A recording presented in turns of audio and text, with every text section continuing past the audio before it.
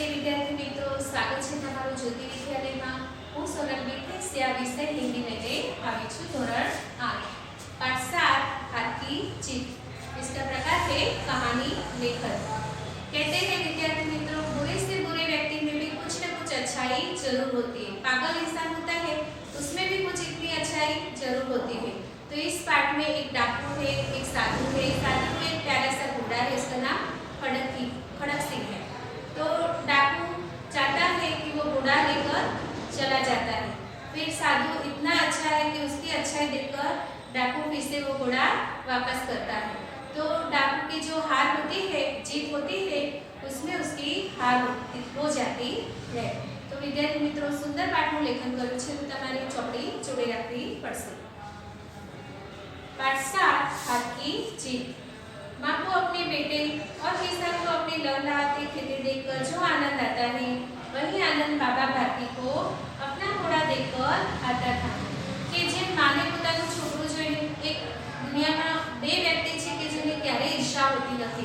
એક તો છે તમારી માં અને બીજા છે તમારા ગુરુ કે જેની સાથે તમે ભણી રહ્યા છો। તમે આગળ ને આગળ પ્રોગ્રેસ કરો તો ક્યારેય એક માને ઈર્ષા થતી નથી અને ક્યારેય તમારા જે શિક્ષક છે એને પણ ઈર્ષા થતી નથી। માને પોતાના છોકરા અને કિસાનને ખેડૂતને પોતાનું ખેતર હોય છે એ આમ ફળી ફૂલી રહ્યું છે તો એ જોઈને ખૂબ જ આનંદ થાય છે। वही आनंद बाबा भारती को भी घोड़ा देखकर होता है। बाबा भारती एक साधु है, उनके पास कुछ नहीं है, एक घोड़ा है, तो वो घोड़ा देखकर बहुत खुश होते हैं। भगवत भजन से जो समय बढ़ता है वह घोड़े को अर्पण हो जाता है। भगवत गीता के जे भजन पण કરી રહ્યા છે એમાં એનો જે સમય વધે છે એ પછી એ ઘોડા માટે જ કાઢે છે। वह घोड़ा बहुत ही सुंदर और बलवान था। इसके जोड़ का घोड़ा सारे इलाके में न था। घोड़ो એટલો સુંદર હતો અને બળવાન પણ હતો। એના જેવી જોડ કે એના જેવો સેમ ટુ सेम આ આખા ઇલાકામાં નહોતો ઘોડો। बाबा भारती उसे सुल्तान कहकर पुकारते थे। अपने हाथ में फरहरा करते, खुद दाना खिलाते और देख देख कर प्रसन्न होते थे। उन्होंने अपना रुपया, माल, वस्त्र, जमीन आदि अपना सब कुछ छोड़ दिया था। वहाँ यहाँ तक कि उन्हें नगर के जीवन से भी तृष्णा थी। अब गांव में बाहर एक छोटे से मंदिर में रहते थे और भगवान का भजन करते थे। હવે જે ગામનું મંદિર હતું એમાં જ રહેતા હતા। એણે પોતાનું નગર છે, ઘર છે, જમીન છે બધું છોડી દીધું હતું। એ ખાલી મંદિરમાં રહેતા હતા પોતાના ઘોડા સાથે। मैं सुल्तान के बिना नहीं रह सकूंगा। उन्हें ऐसे लगने लगता था। कभी कभी कुछ चीज हमें इतनी प्यारी लगती है तो उसे छोड़ के हमें बिल्कुल अच्छा नहीं लगता। अगर वो हमसे छूट भी जाए तो भी दुख रहता है। तो बाबा भारती को भी यही चिंता रहती थी कि मैं सुल्तान के बिना जीवित नहीं रह सकता। उसकी चाल पर वे लट्टू थे। इन्हीं चाल पर पण एक लट्टू होता। कहते हैं कि ऐसा चलता था जैसे मोर घटा को देखकर नाच रहा हो। જ્યારે મોર ઘટાડીને સુંદર રીતે નાચી રહ્યો હતો એવી રીતે ઘોડો ચાલતો હતો। जब संध्या के समय सुल्तान पर 10 मिनट का चक्कर न लगा ले तो उन्हें चैन न आता था। चैन न आना यानी कि मानसिक शांति न मिलना। કે સંધ્યાનો ટાઈમ થાય ત્યારે રોજ એ ઘોડા પર બેસી જતા અને આખા નગરનો ચક્કર લગાવતા। खड़क सिंह इस इलाके का कुख्यात डाकू था। खड़क सिंह છે એ આ જ ઇલાકાનો બહુ જ પ્રખ્યાત डाकू હતો। એમને लोग उसका नाम सुनकर कांपते थे। होते होते सुल्तान की क्रांति उसके कान तक पहुंची।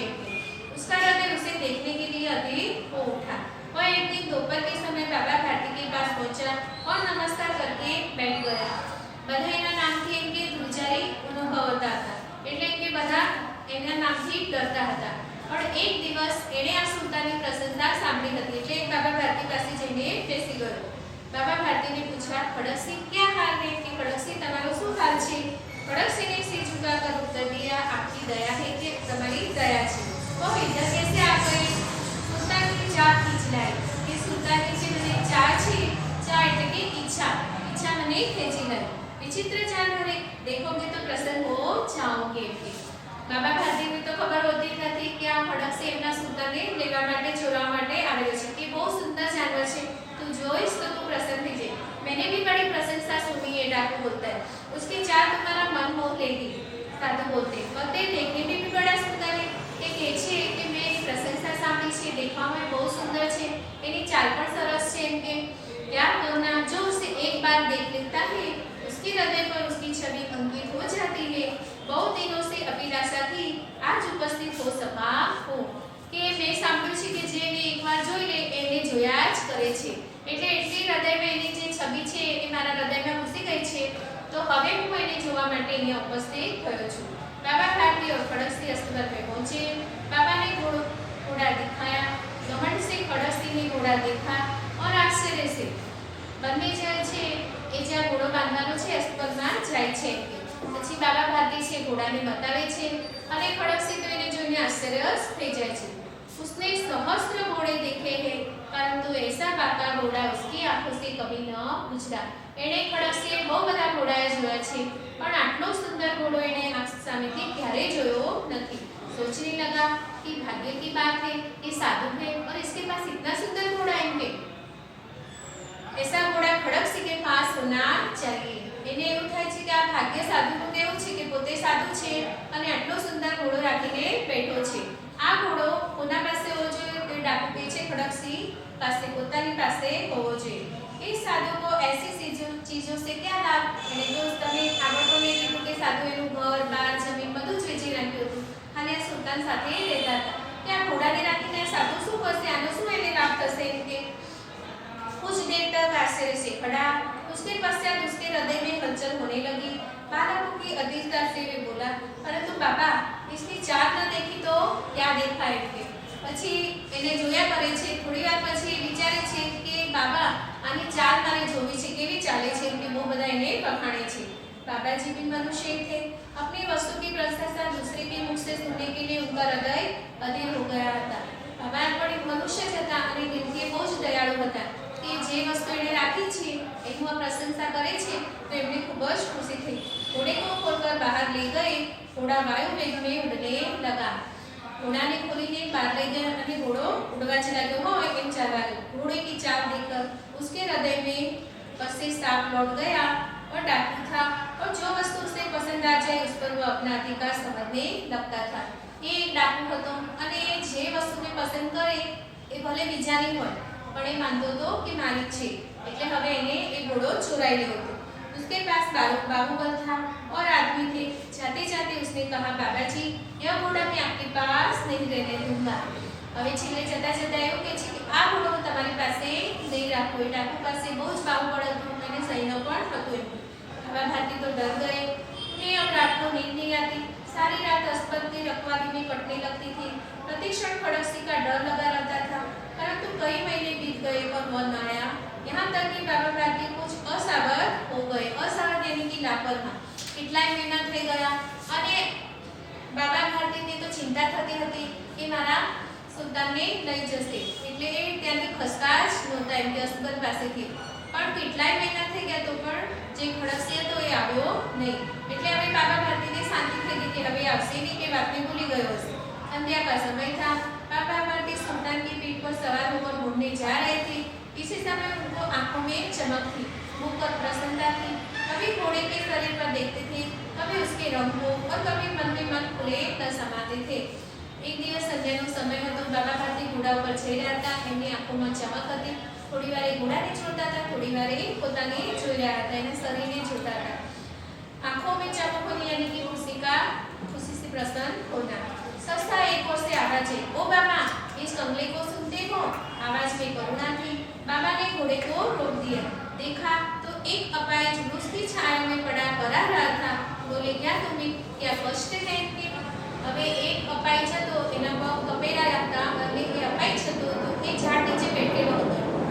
તો એ બોલતો હતો કે આમે મારા પર દયા કરો તો બાબાને દયા આવી ગઈ એટલે એમ કહે છે કે શું તને કંઈ દુઃખ છે એમ કે अपाई हाथ जोड़कर कहा कि बाबा मैं दुखियारा हूँ मुझ पर दया करो रामवाला यहाँ से 3 मील है मुझे वहीं जाना है घोड़े पर चढ़ा दो परमात्मा भला करेगा कि मैंने रामवाला नामનું જે ગામ છે ત્યાં જવાનું છે અને હું અપાઈ છું મને તમે ઘોડા પર લઈ જાઓ અહીંયાથી બહુ દૂર છે કે હું ચાલી શકતો નથી वहाँ तुम्हारा कौन है बाबा जी पूछते दुर्गादास प्रेत का नाम सुना होगा उनका सौतेला भाई घोड़े में बाबा भारती ने घोड़े से उतरकर अपाइज को घोड़े पर बैठा दिया और स्वयं उसकी लगाम पकड़कर धीरे धीरे चलने लगे जैसा उन्हें एक झटकासा लगा और लगाम हाथ से छूट गई હવે બાબા ભારતી એ જે અપાઈ છે તો એને ઘોડા પર ચાલવા લાગ્યા। ત્યાં જેટલી વારમાં તો પેલો ઘોડો દોડાવીને ચાલ્યો ગયો એટલે એમના હાથમાંથી લગામ પણ છૂટી ગઈ। उनके आश्चर्य का ठिकाना रहा जब उन्होंने देखा कि अपाइज घोड़े की पीठ तक कर बैठा है और घोड़े को दौड़ाए लिए जा रहा है। એમને તો આશ્ચર્ય થઈ ગયું અને પેલો જે અપાઈજ હતો એ ઘોડાની પીઠ ઉપર બેસી રહ્યો હતો અને થનથનાઈને ઘોડો ચલાવી રહ્યો હતો। उनके मुख से भरा विस्मय और निराशा से मिली हुई चीख निकल पड़ी कारण के जे डर હતો એ ડર એની સામે આવી ગયો હતો। वह अपाइज डाकू कौन था? तो खड़क सिंह था। बाबा भारती कुछ देर तक तो चुप रहे। इसके पश्चात कुछ नीचे कर पूरे बस से चिल्लाकर बोले, जरा ठहर जाओ। थोड़ी बार एमने चुप રહ્યું અને મુક્પણ થયું અને પછી થોડી વાર પછી એમણે કીધું થોડી વાર ઊભા રહી જાઓ। खड़क सिंह ने आवाज सुनकर घोड़ा रो लिया। उनकी गर्दन पर प्यार से हाथ फेरते हुए कहा, बाबा जी यह घोड़ा अब न दूंगा। એણે કીધું કે હું ઘોડો ચોરાઈને લઈ જઈશ એમ કે હવે હું તમને ઘોડો આપવાનો નથી। मगर एक बात सुनते जाओ। પછી બાબા ભારતી કહે છે પણ ભલે તું મને ઘોડો ના દે પણ એક વાત મારી સાંભળતો છે। खड़क सिंह ठहर गया। बाबा भारती ने निकट जाकर उनकी ओर ऐसी आंखों से देखा जैसे बकरा कसाई की ओर देखता है। फिर कहा, यह घोड़ा तुम्हारा हो चुका, मैं तुमसे इसे वापस करने के लिए नहीं कहूँगा। હવે બાબા ભારતી એની સામે જોવે છે અને કહે છે કે આ ઘોડો તારો છે, હવે તું આ મને ક્યારે આપતો નહીં। પરંતુ खड़क सिंह केवल एक प्रार्थना करता हूँ, उसे स्वीकार अस्वीकार न करना, नहीं तो मेरा दिल टूट जाएगा। और હું તને એક પ્રાર્થના એક રિક્વેસ્ટ કરું છું કે તું એને સાંભળ એમ કે નહીં તો મને બહુ જ દુઃખ થશે। बाबाजी आज्ञा कीजिए, मैं आपका दास हूँ, केवल यह घोड़ा न दूँ। आप जो मांगो वह मैं दे दूंगा, पर ये घोड़ा नहीं दूंगा एम के। अब घोड़े का नाम न लो एम के। मैं इसके विषय में कुछ न कहूँगा। मेरी प्रार्थना केवल यह है कि इस घटना को किसी के सामने प्रकट न करना। કે હું તને બીજું કંઈ જ કહેતો નથી પણ જે તે અપાઈજ લગાવીને મારી પાસેથી ઘોડો લઈ લીધો તો આ વાત તો કોઈને કહેતો નહીં। खड़क सिंह का मुंह आश्चर्य से खुला रह गया। उसका विचार था कि उस घोड़े को लेकर यहाँ से भागना पड़ेगा, परंतु बाबा भारती ने तो स्वयं भी उससे कहा कि इसी घटना को किसी के सामने प्रकट न करना। એટલે તો આ વાત કોઈ જાણવાનું જ નથી। બાબા ભારતીએ સામેથી કહી દીધું એમ કે उससे क्या प्रयोजन सिद्ध हो सकता है। હવે खड़क सिंह ने विचार કર્યો કે બાબા ભારતીનું આમાં શું પ્રયોજન હશે એમ કે खड़क सिंह ने बहुत सोचा, बहुत सिर मारा, परंतु कुछ समझ न आया। એણે બહુ વિચાર્યું, બહુ જ એણે विचार्યું પણ એને કંઈ ખબર જ ના પડી કે બાબા ભારતી શું કહેવા માંગે છે। हार कर उसने अपनी आंखें बाबा भारती के चेहरे पर गड़ा दी और पूछा, बाबाजी इसमें आपको क्या डर है, मैं किसी को बता दूं? એટલે એમ કહે છે કે તમને શેનો ડર છે કે હું બધાને કહી દઉં કે મેં તમારી પાસેથી ઘોડો લઈ। सुनकर बाबा भारती ने उत्तर दिया, लोगों को अगर इस घटना का पता चल गया तो वे किसी गरीब पर विश्वास नहीं करेंगे कि जे अपाइज जाणीने मैं तने घोड़ो आप्यो तो कदाच जिंदगीમાં કદાચ કોઈ અપાઈજ હશે અને બિચારો મદદ માંગતું હશે તો એની વાત પર કોઈ વિશ્વાસ નહીં કરે। यह कहते कहते उन्होंने सुल्तान की ओर इस तरह मुंह मोड़ लिया जैसे उनका कोई संबंध ही ना। जे सुल्तान એને રાત દિવસ ઊંઘવા નહોતો દેતો, જે સુલ્તાનને એને એટલો બધો પ્રેમ હતો કે જતો રહેશે તો હું શું કરીશ। તો આવું બોલતા બોલતા એ તો સાધુ એના सामेથી જ નીકળી ગયા। बाबा भारती चले गए, परंतु उनके शब्द खड़क सिंह के कानों में इसी प्रकार गूंज रहे थे। सोचता था ऐसे विचार ऊंचे विचार है, पवित्र भाव है। बाबा भारती तो जता रहे पण जे वातो करी हती ए खड़क सिंहना कानों में એટલી બધી અંદર પૂછતી હતી કે કેવા સાધુ છે, કેવા એમના ઊંચો વિચાર છે, કે કેટલો એમનો ભાવ પવિત્ર છે। उन्हें इस घोड़े से प्रेम था, इसे देखकर उनका मुख खुला नहीं खिल सकता था। इसके बिना मैं न रह सकूंगा। आउ बाबा भारती कहता था कि आना वगर हूँ रही सकवानो નથી એમ। इसकी रखवाली में मैं कई रात सोए नहीं, भजन भक्ति न करी, रखवाली करती रही, परंतु आज उनके मुख पर दुख की रेखा तक न दिखाई पड़ती थी। उन्हें केवल यह ख्याल था कि कहीं गरीबों पर विश्वास करना न छोड़ दे, कि લોકો છે એ કોઈ ગરીબો ઉપર વિશ્વાસ કરવાનું ન છોડી દે। કે જે ઘોડો એમને એટલો પ્રિય હતો એને જવાનું એમને દુઃખ નહોતું, પણ જે ગરીબો છે અને એની પર વિશ્વાસ નહીં રહે એનું એમને વધારે દુઃખ હતું। रात्रि के अंधकार में खड़क सिंह बाबा भारती के मंदिर में पहुंचा। चारों ओर सन्नाटा था, आकाश में तारे टिमटिमा रहे थे। એ રાત્રિનો અંધકાર હતો। હવે ખડક સિંહ પાછા જાય છે બાબા ભારતીના મંદિરમાં। બધી બાજુ સન્નાટો છે, આકાશમાં ખાલી ઝીણા ઝીણા તારા દેખાય છે। થોડી दूर पर गावड़ी कुत्ते भौंक रहे थे। मंदिर के के अंदर कोई शब्द सुनाई न देता था। कड़क सी सुल्तान की बात पकड़े हुए था। वह धीरे धीरे अस्पताल के फाटक पर पहुंचे। फाटक खुला पड़ा था। इसी समय वह बाबा भारती स्वयं लाठी लेकर पहरा देते थे, परंतु आज किसी चोरी, किसी डाके का भय न था। रात्रि के अंधकार में खड़क सी बाबा भारती के मंदिर में पहुंचा। चारों ओर सन्नाटा था। आकाश में तारे टिमटिमा रहे थे। थोड़ी दूर गांव में कुत्ते भौंक रहे थे। मंदिर के अंदर कोई शब्द सुनाई नहीं देता।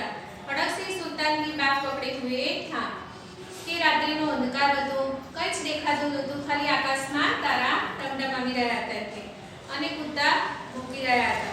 મંદિરની અંદર કોઈ જવાબ નહોતો. પહેલા તો ખડકસિંહ પેલા સુલતાન હતા એટલે બાબા ભારતીની રખવાડી કરતા હતા, પણ આજે પણ નહોતા. ખડકસિંહ સુલતાનને લઈને ત્યાં પહોંચી જાય છે. वह धीरे धीरे अस्पताल के फाटक पर पहुंचा। फाटक खुला पड़ा था। किसी समय यह बाबा भारती स्वयं लाठी लेकर पहरा देते थे। एक समय एवो હતો જ્યારે સુલતાન અહીંયા ઘોડો બાંધેલો હતો ત્યારે બાબા ભારતી લાठी લાકડી લઈને ત્યાં ઊભા રહેતા હતા, પણ આમ તો किसी चोरी, किसी डाके का भय न था। कड़क सिंह ने आगे बढ़कर सुल्तान को उसको स्थान पर बांध दिया और बाहर निकलकर सावधानी से फाटक बंद कर दिया। इस समय उसकी आंखों में नेकी के आंसू थे। તમને પહેલા પણ કીધું કે એની જીત હતી એ હાર હતી એ જીતમાં બદલાઈ ગઈ હતી. હવે એને જે કહ્યું હતું સુલતાનને લઈ ગયો હતો, હવે સુલતાનને પાછો મૂકી જાય છે, પણ અત્યારે જે નેકી કરી રહ્યો છે એના આંસુ એની આંખમાં દેખાતા હતા. रात्रि का तीसरा पहर बीत चुका था। चौथा पहर आरंभ होते ही बाबा भारती ने अपनी कुटिया से बाहर निकल ठंडे जल से स्नान किया। सवार पड़ी રહ્યું હતું અને વેલા ठंडा जलથી તેમણે નાઈ લીધું। उसके पश्चात इस प्रकार जैसे कोई स्वप्न में चल रहा हो, उनके पांव अस्पताल की ओर बढ़े। એમને એવું લાગ્યું કે હું સ્વપ્ન જોઈ રહ્યો છું ને સ્વપ્નમાં હું ચાલી રહ્યો છું। એવી રીતે જ્યાં ઘોડો બાંધેલો હતો ત્યાં એમનું ચાલવાનું શરૂ થયું, परंतु फाटक पर पहुंचकर उनकी आंख उन्हीं प्रतीत हुई। साथ ही घोर निराशा ने पांवों को मन भरकर बना दिया। वे यही रुक गए। જ્યાં ઘોડો બાંધો હતો ત્યાં ફાટક હતું ત્યાં સુધી તો એ ચાલીને નીકળી ગયા, પણ પછી એમને ઘોર નિરાશા થઈ ગઈ કે હું શેના માટે જવું, ત્યાં તો ઘોડો છે જ નહીં એમને, એટલે ત્યારે ત્યાં એવા લઈ ગए। घोड़े ने अपनी स्वामी के पांव की चाव को पहचान लिया और जोर जोर से हिनहिनाने लगा। घोड़ा ने पण बाबा भारती એટલા જ પ્રિય હતા કે જેવાય આવ્યા તો જોર જોરથી એ ચિલ્લાવા लाग्यो। अब बाबा भारती आश्चर्य और प्रसन्नता से दौड़ते हुए अंदर घुसे और अपने प्यारे घोड़े को गले से लिपटकर इस प्रकार होने लगे मानो कोई पिता बहुत दिन से बिछड़े हुए पुत्र से मिल रहा हो। હવે આશ્ચર્યથી પોતાના ઘોડા પાસે જાય છે અને એવી રીતે લીપટી જાય છે જાણે કોઈ પુત્ર પોતાના છોકરાથી, પિતા કોઈ પુત્રથી दूर रहा हो અને ફરીથી મળી રહ્યા હોય। बार बार उसके पेट पर हाथ फेरते थे, बार बार उसके मुंह पर थपकियां देते थे। फिर वे संतोष से बोले, अब कोई गरीबों की सहायता से मुंह नहीं मोड़ेगा। ये वारंवार घोड़ाने पीठ थपथपाता था, એને ફૂંકી આપતા હતા અને પછી મનથી મન બોલી ઉઠ્યા કે હવે કોઈ ગરીબની સહાયતા કરવા માટે હું મોડશે નહીં। તો વિદ્યાર્થી મિત્રો આ સુંદર પાઠ તમને ખબર પડી ગઈ હશે અને આપણે બોર્ડ ઉપરથી થોડું જોઈ લઈએ। विरोधी शब्द है सुंदर तो गुरु, जमीन तो आसमान, संध्या तो उषा, गरीब तो अमीर, विश्वास अविश्वास, रात तो दिन। विशेषण छान कर लिखिए। आगे भी मैंने कहा था कि जो वाक्य में विशेषता बताता है उसे विशेषण कहते हैं। खड़क सिंह इस इलाके का कुख्यात डाकू था तो कुख्यात विशेषण। मुंबई सुंदर नगर है तो सुंदर विशेषण। पिताजी अपने प्यारे बेटे से लिपटकर रोने लगे तो प्यारा विशेषण। बाबा भारती प्रस्थित डाकू थे तो प्रस्थित है वो विशेषण। प्रत्यय जोड़कर शब्द बनाए मुख प्लस ई यानी कि मौखिक, बुद्ध प्लस ई यानी कि भौतिक, समाज प्लस ई यानी कि सामाजिक, मनुष्य प्लस क तो मनुष्य क। तो बोर्ड पर से आपको विरोधी विशेषण छांटकर लिखिए, प्रत्यय जोड़कर लिखिए और HW में शब्द और सत्य लिखना है।